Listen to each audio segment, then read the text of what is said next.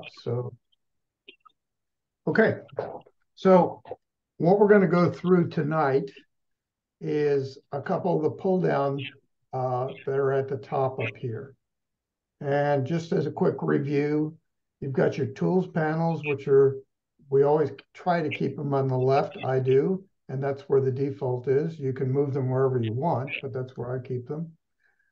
Then if you click on one of those tools, it brings up the options up top. And these are the options. And then the last thing is over here are the panels where you can do modifications, your history, your layers, lots of things happen over here. And that's just a quick review of where we've been in the past in the first couple sessions. So this is session 3, and we're going to talk about a few other things. So on the last weekend, I went to the Carrizo Plain where they have a super bloom, and that's what you're seeing here down in this valley is just, that's probably 2,000 acres of wildflowers. Wow. That you're looking at up there. And they're all over the place. And then if you look in the hills and behind, they are dusted with wildflowers all throughout.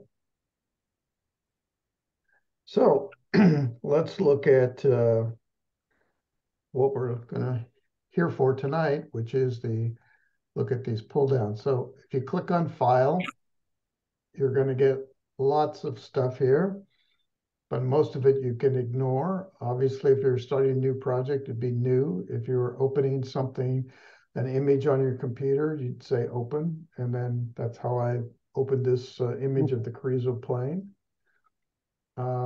You can also pull images from Bridge, which is bridge you to Lightroom, or actually a few other programs as well. But so you can just go over there and get your images if you wished. Open Recent, I use this quite often. I have lots of images lined up here of things that I go back to quite often. So I'm glad that that's there. It's not very complicated. And this is just closing things. That's all self-explanatory. Now, here's the real interesting stuff is in Photoshop, you can save to a multitude of file types, probably more than almost any other program out there.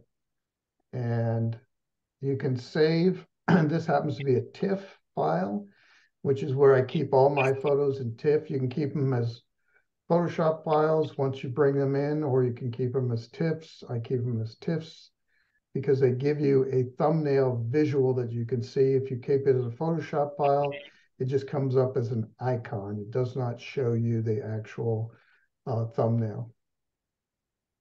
But you have all the capability with a TIFF. You have layers, you have everything that you can do with a Photoshop file, you can do with a TIFF. So let's look at Save As. So as I said, actually this file, I'm sorry, this is a JPEG file that I have, and it's in with this other grouping of files that are shot out at the Carrizo Plain. And I can keep it as a JPEG if I want to, but if you click on file type down here, you could save it as a Photoshop. I'm going to ignore some of these things and just point out the ones that are important. So Photoshop file, if you wish to keep your files that way. JPEG file, which is most common. Everybody can open up a JPEG file. Down here is something a little bit more unique, Photoshop PDF. So if you wanted to create a PDF of one of your images, and if you have Adobe Acrobat software, not the reader, but the actual software, then you can make a secure copy that you can put a password on it. You can do a lot of things. I have the full set of Adobe programs, but if you only have Reader, you can still open a file that you've made as a PDF. You can save it as a PDF even if you don't have Writer? I think you do. I think you can because you have Photoshop. So I, it won't let, I can't do it. I mean, I can't tell you definitively. So we'd have to talk to someone that does not have Photoshop Okay, well, I and can they'd try have it. to, I I don't mean, have excuse me, Writer. does not have the writer, and then they'd have to try it. But you can create a PDF. And I think It, that's important. Down here, it's important to check a couple of boxes. Check the box as a copy because you don't want a large file, which would be layers and other things. And the other thing is the Adobe RGB. You just want a standard file. CMYK, which is what this working proof box is for printing, actual offset printing and doing different types of printing. And you're rarely going to use that. I use it all the time, but normally most people are not going to. so what's the difference between this, like save as JPEG or then export as? This gives you the full list. We'll go to export in a minute Okay, thanks. and you'll see the difference. Uh, you could also go back and make a raw file if you wanted to. There's no reason to do that I can think of. PNG file, this is important because a PNG file will show less gradient of what you're looking at. And I'll open this file just to tell you why I saved this file as a PNG file. Whoops, I'm sorry. It thought I wanted to replace it. Uh, you can make a PNG file and it's great for anything that has graphics. And I will go back and open this file in a second and show you why a PNG is important. Let's skip that for a second. And then TIFF, which is my go-to file, and I can save lots and lots of files or save all my files as TIFFs because they have the best resolution, the best color, number of colors. Everything works great with TIFF, and you get these little thumbnails. If I had saved it as a Photoshop, all I would get is a little Photoshop icon. Otherwise, it saves the same colors and everything. Yes, yeah. 216,000 colors or up to 16 million if you have your resolution set up there, but that's a little crazy. But yes, plenty of colors, plenty of everything. Okay, so I'm going to cancel this, and then I'll go back and I'm going to open that other file to explain why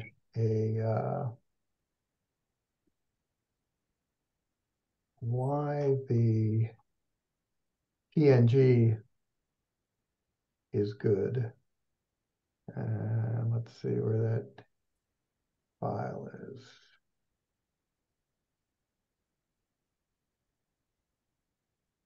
I took a lot of pictures at the Carrizo plane.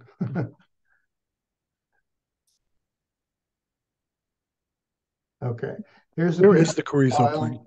I'm going to open that up. So what I did with this PNG file, this is where I went on the Carrizo plane, by the way. Up here above this image is where Highway 58 is. And that goes from San Luis Obispo area, Paso Robles, over to the Carrizo Plain.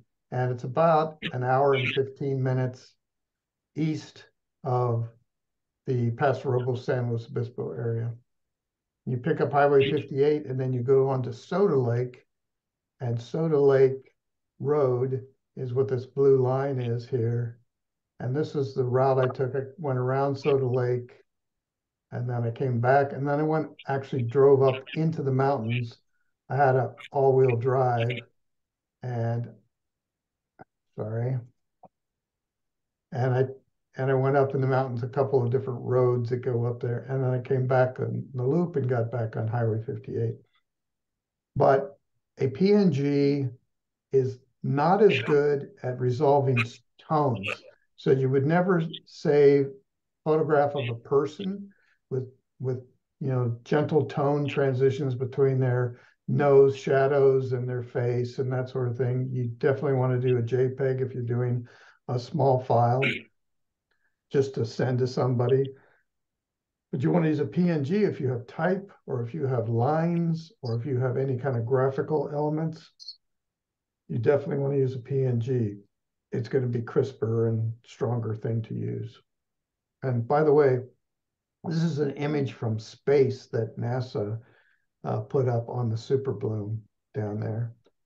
And I did not make it down to this little box in the lower right, but that evidently has a massive bloom of lupin. And I would say that's probably 1,000 acres as well down there. So that would be fun to do on my next trip. All right, so let's go back. And we looked at all the different file types that you can save things as. And now we're going to go to export. So export is going to give you a few choices here. Not going to give you anywhere near the list of choices that you get in by Save As. So you can do a quick export. It's called as a PNG. And I'm going to click on that just to show you that it's going to open up and say, okay, you want to do a quick PNG of that image, and then you just save it. And it just changes it to a PNG, which is a much smaller file and doesn't have the resolution, doesn't have all the things you want, but it can just do it quickly like that. What you really want to do here is look at the other export options. So you could export as,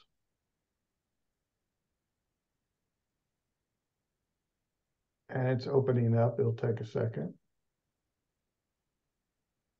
And the options are PNG, JPEG, or GIF. And the reason that the export sets it up this way is that these days, tremendous number of people are strictly using this to create images to go on the web. And you can make quick PNGs, JPEGs, GIF files, which are very common on the web. And this is to make web files, essentially. And you can determine your size very easily. I have to move this because I'm being blocked by all the pictures of you guys. Okay. So you can quickly change the width to, say, 400 pixels, which is not very big. And you want to scale it. The scale is 100%. So now you can see that it made a small picture, and you can just save it quickly. And you don't have to pay attention to any of these other elements. By the way, a PNG also, if you're only to have part of the image, well, I'll have to show you that. Never mind. I'll show you that at a different day. So that's the export. And now I need to get out of here so I can.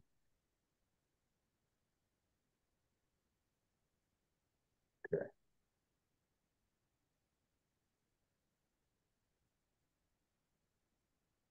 The one thing in export that is important too, and this I do use more often, is save for web.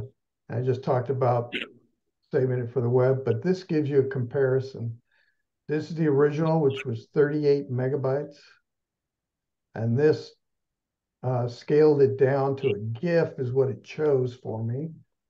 I can, I'm going to make some different choices, but this GIF file doesn't look too bad if it's on screen.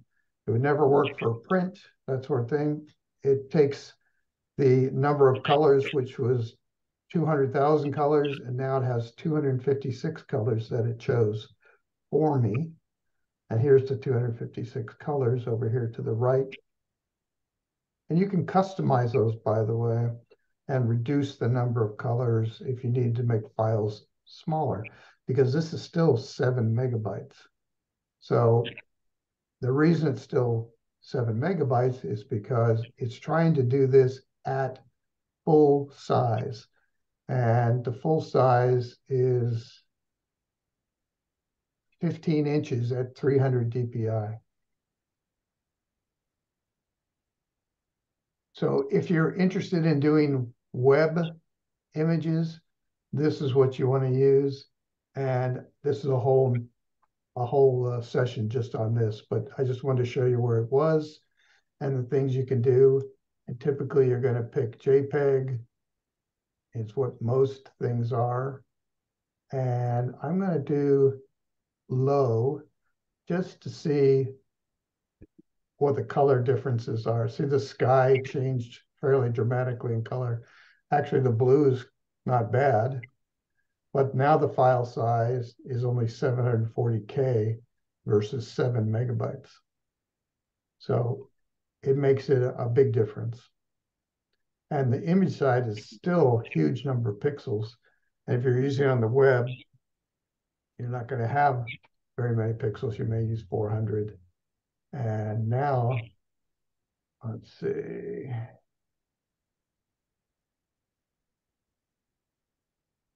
Now that image is only 7K. So it went from the original, which was, oh, sorry, it changed the pixel size on that too. But the original is 313K at 400 pixels wide. And the new one is only 7K. So how did it do that? What did it throw away? It's throwing away Colors. adjacent pixels. So if it sees in that sky, for example, it sees X amount of blue pixels in there, it's going to say, okay, I'm going to take 7 blues and I'm going to make that whole sky only in the 7 blues. Same thing for the yellows. It's going to take each color and only choose a few colors rather than the thousands of colors which were in the original. And that's how it crushes it to be so small. Okay, so it doesn't take away other pixels. No, it's not taking away any pixels. It's joining pixels that are adjacent that look similar to the program. Okay. And this is not AI. This is in the original Photoshop. Yeah, no, that's JPEG. That's the standard. Yeah. No, I know how MPEG works. That's why I was interested. Right. Okay, so let's go back and see what else we have here. The other items in the export files are not things we'll get into. Layers and other things that's up to you. And let's go down here, and I just want to point out something in scripts. That's where you go to start the first step in creating photo stacking. So you may be familiar with that. I don't know if you've tried it yet, but when you're going to do photo stacking, you go to scripts and you say load files into a stack. And if you click on load files into a stack, it gives you browse. And I can go to my Carrizo plane. And I did try to shoot some of these flowers as photo stack images. But guess what? That's a lousy thing to try to do with photo stacking. It just doesn't work. But the idea is that, for instance, here you see the same image replicated a few times. That's actually a focus stack image. And so mine would have been, I think 1, 2, 3. Yeah, I just took 3 images to focus stack. So I took a foreground, a middle ground, and a background. And it just didn't work very well because flowers are so detailed and so individual that you get a lot of blurring. So wasn't effective for that. But for other things, for focus stacking, that's how you get to it, and that's where you'd go.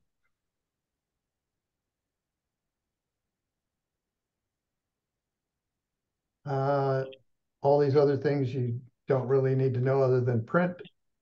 And I like printing out of Photoshop. I know some people in the club do not. The reason I do, I have an Epson P700, and Photoshop handles, this is printer manages colors. You can do that, or you can have Photoshop manage colors. So if you get your colors right and your monitor is close to calibrated, or it feels right to you and you want to, that's the color you want to print, then you choose Photoshop manages colors and you get all your colors pretty darn accurate. So just a little tip there. And that's really all I wanted to cover in this particular drop down. So let's go to edit. And an important thing to note here is you can do undo. So I did brightness and contrast. So I'm going to just click undo, and it's going to take down this to make it less bright and less contrasty. And I did that by image adjust, brightness and contrast. And I gave it a little brightness and a little contrast. And that's, to my eye and to my monitor, that's what I want to see. But if you go to edit, you can undo that just like I did. That's the same as the Control Z or Command Z key.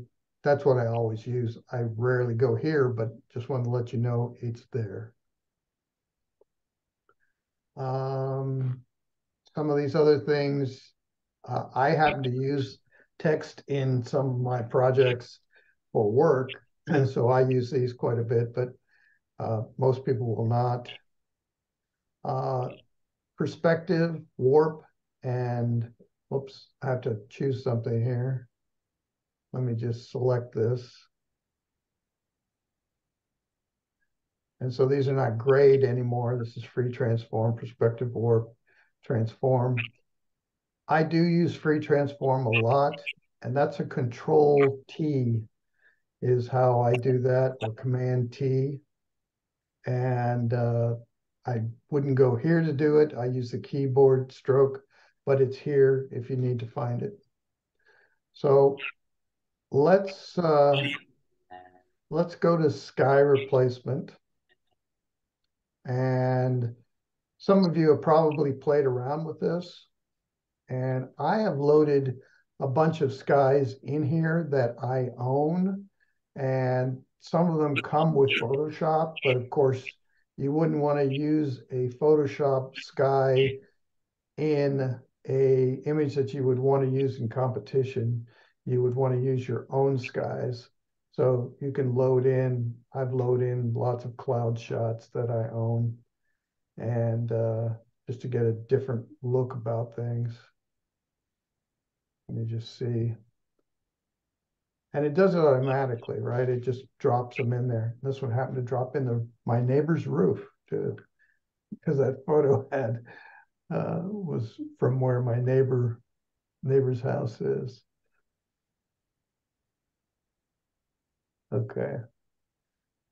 So sky replacement, if you haven't played around with it, it's pretty automatic. All I did was go hit the sky replacement once I had this image up, and then it gave me this box, and you can click on all the images that are in there or your own images, and it will find the sky, change the sky, do all those things. And that's kind of the original sky that was in there. And eventually, at some point, I'm going to go in and change the sky to something more interesting. Now, let's just say I chose this sky replacement. And what it's going to do is, let's accept this. So you have to hit enter. And then you get this. The shift edge, that applies to how the sky runs up against these mountains or this edge. And it did a great job. So I don't have to shift the edge. I don't have to fade the edge. If it doesn't do a good job or you don't feel comfortable with the job, you can you can make these adjustments here. Let's see what it does for brightness. I haven't tried this out ahead of time. It's not really changing much in brightness. Let's see if the temperature will change. Oh, it should I think change. you have to let off. You have to move it and then let off before it does it. Oh yeah, you're right. Sorry. I'm too used to the other Photoshop tools. Okay. So give it a little brightness. The temperature that day was a little more purpley, but I might want it to be a little bluer. So I might shift it a little bit. And you have to decide how realistic it looks. And by the way, the scale is pretty cool. You can move the scale way up and it changes the whole look of that sky, or way down and it makes it too small. But it's really an interesting tool and very quick. And then you create a new file out of it and you're ready to go. So I've talked about sky replacement before in other classes, but uh, at first I thought it was cheating, and now I'm pretty good with it. Or I like it now because I'm using my own skies, right? I can use my own images. By the way, you can ask questions at any time. Don't be afraid to do that. Um, Content aware fill, if you're familiar with that, I doesn't really have a use in this particular image, but if you had a use for it, you could address, or you could get it through the edit menu. I am going to talk about perspective here in a minute. And let's see.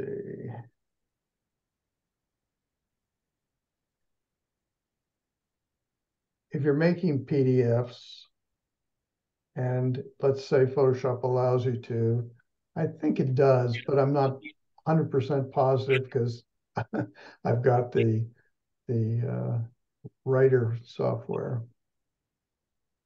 But in here, I have several presets that I've created and several that are existing.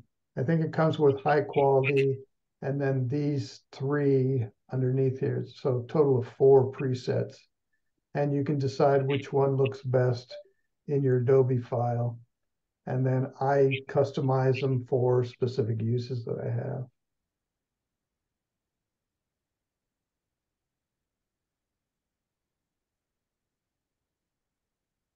And these other items down here, you can skip through those. Your preferences is important, and I'm going to show you a couple of those just because I want you to know what they are. So these are all your preferences on the left-hand side, and those come as default in Photoshop already, but you may want to change things. And the biggest thing you may want to change is performance.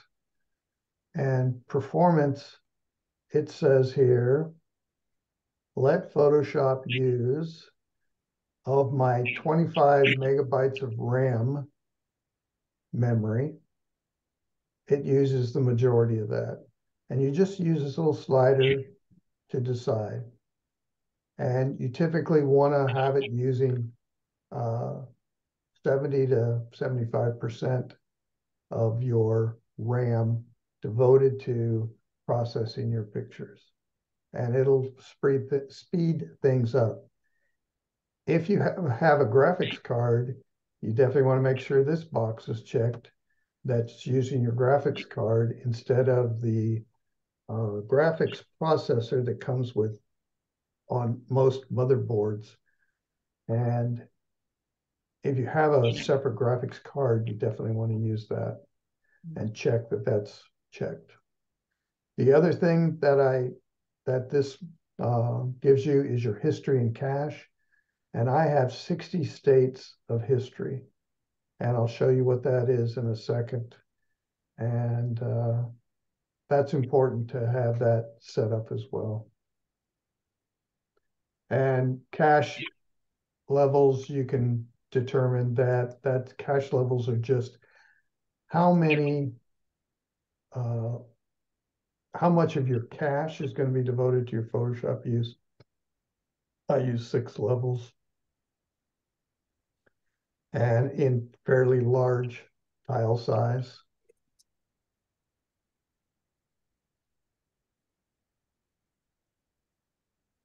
Okay, let's go back one other thing, scratch disks. And scratch disks are if you were doing some large files, and these days the files are getting so big. If you have a 40 megapixel camera, it's going to give you could give you a 200-300 megabyte image easily. And if you're processing a bunch of them, it takes up a lot of space. So this, I've got my scratch disk happens to be my C drive, which is my main drive, but I have 2 other drives hooked up to it, and I could use those as my scratch disks in order to use their space. So I have 2.5 terabytes, even though it shows you gigabytes. That's 2.5 terabytes worth of space on my F drive and my D drive. And I could, if I run low on scratch disk space, I can switch to these. Let's go back to these just in general.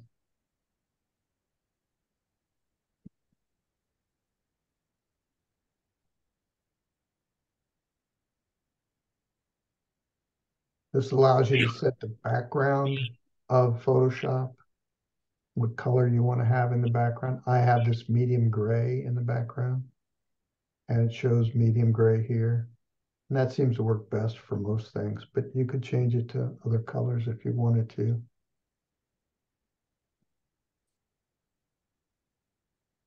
Workspace isn't so critical. Tools, there's an easier way to show tools. And the rest of these things are not as critical. So you can play around with those at some point. Okay, I told you I was going to show you history. So we had opened this image up a while back, and it shows you what you did to the image. So originally I opened it up. That's what this top area is here.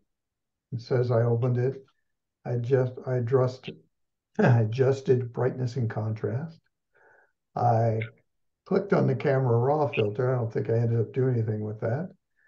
And then I readjusted the brightness and contrast. And I also made a rectangular marquee. So I can jump to back here and click on this. And my rectangular marquee that was around the image went away because this is where I was in my history when I first opened the image. Or I can go back and click rectangular marquee, and it gives me my marquee back plus my settings. So I can click on any of these to get where it was at that particular point. So brightness and contrast. And that's why it's important. For me, it's important to have 60 states of that because I could go back easily 20 states in the work that I do. But for most people, if you have at least a dozen, I would say, keep them there. So you can always backtrack to where you were. So it doesn't damage the image, it makes it non-destructive. Also, if you copied it before you started making changes, it would be non-destructive as well. Or if this was working from your raw file, it's another place where the raw file is still there originally, and you're just making a TIFF that you could destroy if you wish. Okay, let's go back to sky replacement, and we looked at the preferences to show you where they are more than anything. Okay, so I'm going to close the Carrizo plane here, and I'm going to open up an image that Airdrie sent in. And I asked her to send me a lighthouse, and she was kind enough to do so. And I'm just going to go through and I'm going to show you a few things that I would do to this. So I've not really paid much attention to this image. So it just came to me, and how would I change this image or improve it or whatever I want to do? So the first thing I would do is I would come over here, and you can be on the move tool, this first tool, and then come down here, and in between these measurements, you just click and drag, and now I have a guideline, because the first thing I see is I want to straighten this out. I want to straighten this tower out. One side of it is fairly straight. I'm going to zoom into it. Not perfect, but it's fairly straight. The other side is kind of out of whack, and it's probably the whole image that needs to be fixed. So that tells me, just in looking at it, what I want to do. And then I'm going to go over here and do the marquee tool. And I'm going to select the whole image. And I'm going to do Control T, which is free transform. And then I'm going to click on it. And I'm going to skew this image. And I'm going to skew it by doing this. I'm going to take this corner and I'm going to drag that over. And I'm going to make it bigger so you can see. So you can see the guide, and I'm aligning those bricks on the outside of that tower. And that's pretty good.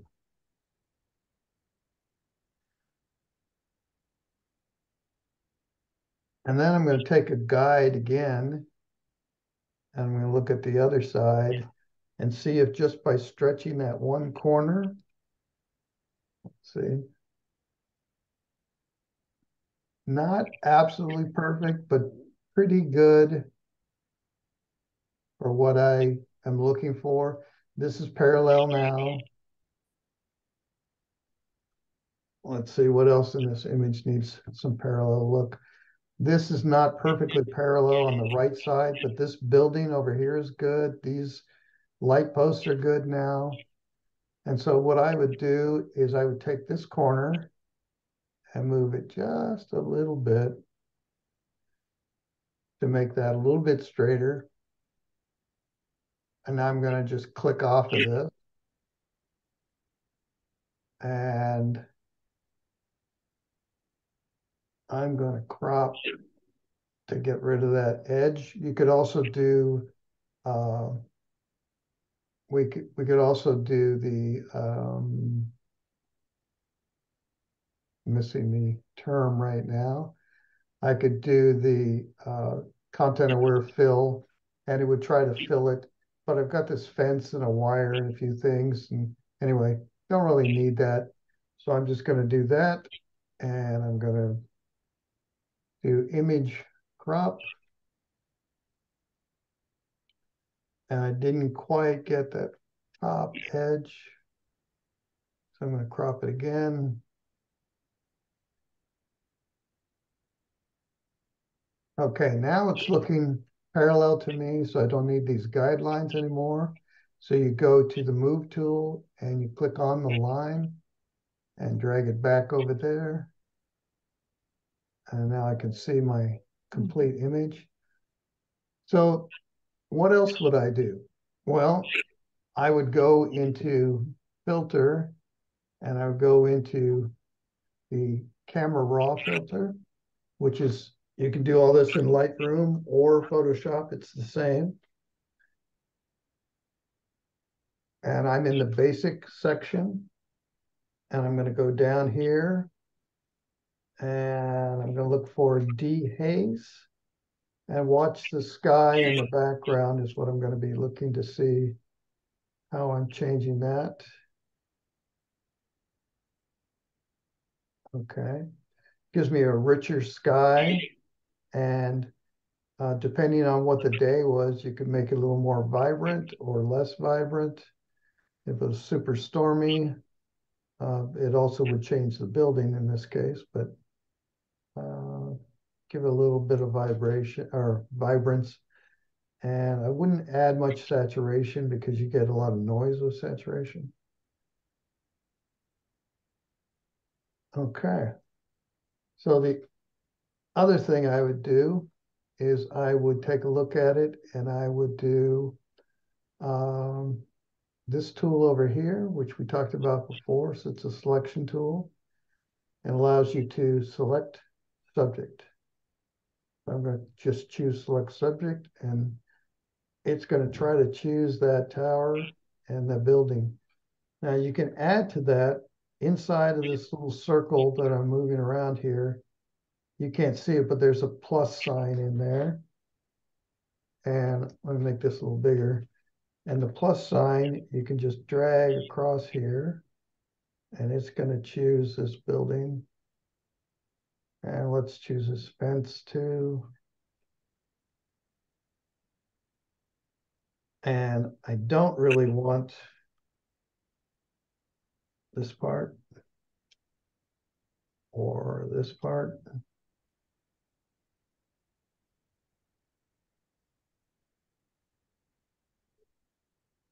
Okay. So generally speaking, I've got the building there. And if you want to refine it some, you could click on these little places that look like they are not selected, and they weren't, and so now they are. The other thing that was kind of bugging me when I first saw this image, so let's just look at it. There's a pipe or something sticking out of the building right here. I don't know what it is, but it kind of looks like it's almost as if it was a mistake, or that there was a pixel missing on your, or dust on your sensor or something. There's not, probably. I'm guessing there's probably not. No, if you look down below, there's more of it. It's on the building, Okay. Well, but you can make it go away. so I'm going to make it go away. So I'm going to choose a clone tool. I'm going to come up here and I'm going to use 100%. And I'm going to go like 17 is plenty big enough. And I'm going to hit somewhere close to the spot that I want to take away. And I push Alt, or what is it on a Mac, people? Who's got a Mac out there? I think it's Option. Okay, yeah, it's Option. Okay, so hit Alt, hold it down, click, and that chooses the spot, and then it's gone away. And I'm going to use that same thing. I'm going to do Alt or Option and click, and I'm going to make, there's a little piece of dirt on the building there that I didn't really care for. And you could do that with this little piece over here.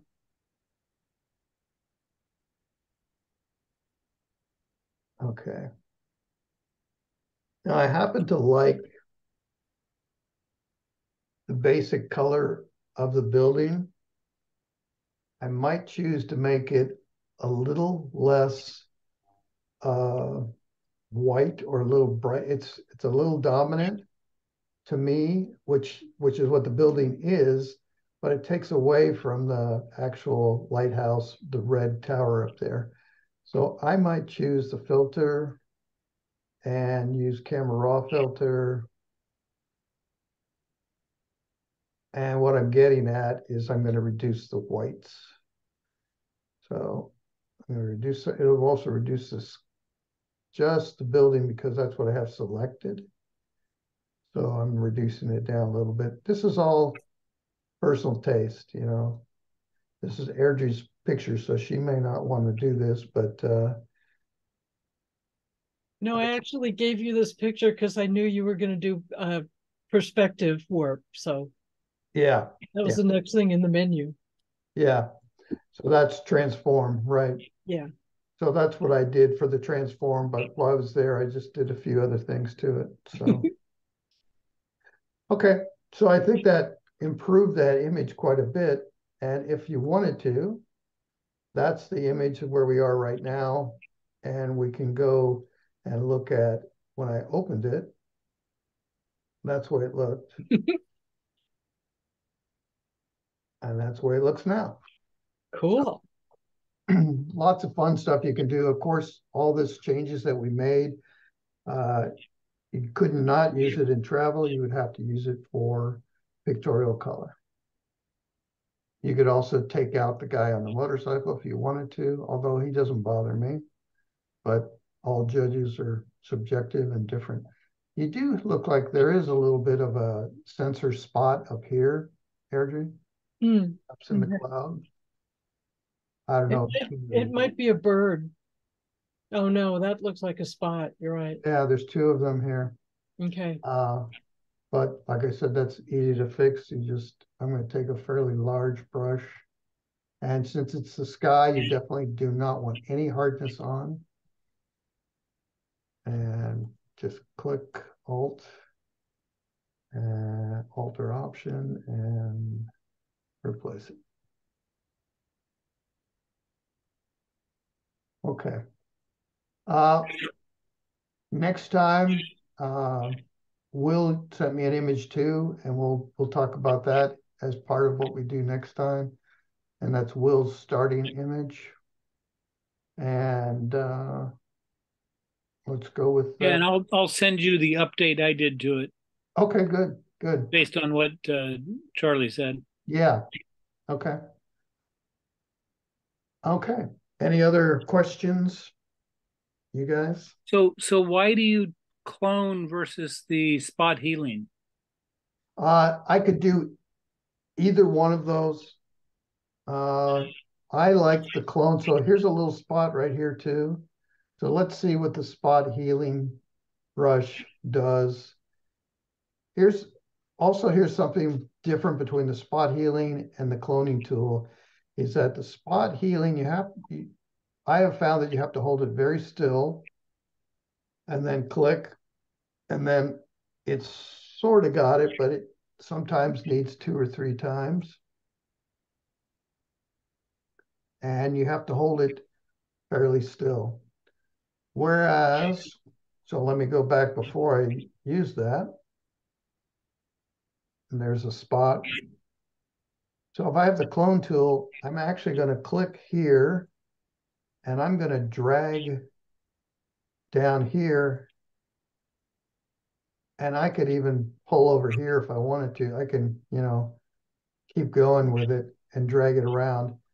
And the spot healing tool doesn't work the same way. Yeah, okay. It's a little quicker. The clone tool is a little quicker as long as you have a good understanding of what you're doing. But the spot healing tool is a great tool. I love it. It would work great for this little spot here on the brick. This one.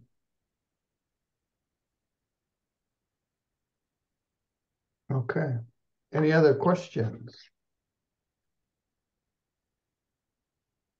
Okay, this is recorded, so we will have it available. I will send it to everyone that showed up tonight, and I will send it out to the whole Photoshop group list. There's only 5 of us here tonight, but I'll send it out to everyone so they can see it as well. Thank you much. So thank you. The straightening out, I believe, is probably still valid in the reality-based categories. The transform? Yeah, because that's sort of fixing a camera situation. Make it look like you saw it or whatever. But yeah, that's the problem with those definitions. Is I don't think that's clear. When we went back through those rules, that wasn't. Yeah. Yeah, but I mean, taking out the spots is definitely not allowed. Yeah, yeah. Right. But it also said you can't do anything but change brightness and contrast, right? No. No, you can do darkening and lightening, it says. So you have to decide what that means to you. But perspective is not, or straightening is not darkness or lightness. No, but you could do some of the straightening. If cropping would do it, that would be great. Right. In this case, it would not. You'd have to use the transform tool to do it. but it does fall in the definition. Airdrie's right, it falls in the definition of as you saw it.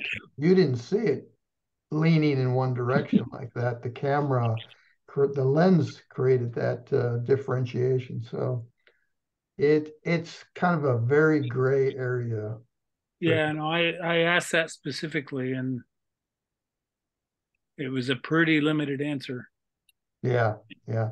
I don't think it should be allowed personally, but I could see as you could interpret it that way. No, I think when I asked the question, because when we were redoing the website, Yeah, that was one of the things I asked about, and the answer was, yeah, you can make it closer to what you saw, Yeah, comma, you can lightness and remove, darkness. yeah, I think it's a color related. Yeah, you can remove dust or digital noise and restoration of the appearance of the original scene. yeah. So what does that mean? Yeah. That means pretty much since I do a lot of Photoshop, that means I can do whatever I want. Almost whatever you want. Yeah, But anyway, you can't add, relocate, or replace an element, and it is sort of relocating, but it isn't really, because the same elements are there. sure. You just straighten them up to deal with the lens. But anyway, it's kind of a question. Yeah, yeah, definitely. All right, guys. We'll do this in March, or excuse me, in May. And I am going to my daughter's wedding on Saturday. So Excellent. Congratulations. The last one's off the payroll and everything is good. Aren't you putting the wedding on though? Yeah, so So I already wrote the big checks. you're not quite off the payroll yet. Yeah, well, that money was spent long ago. Yeah, okay. Been there, done that. Yeah. All righty. Have a great event. I will. If I have time, I'm leaving it's in Monterey, so I'm leaving for Monterey tomorrow. If I have time, I will send this recording out before I go. If not, it'll be Monday or Tuesday. Great. Thank you. Well, all right. thanks again. It's always really thanks helpful. a lot. Thank you. I appreciate it. Take care.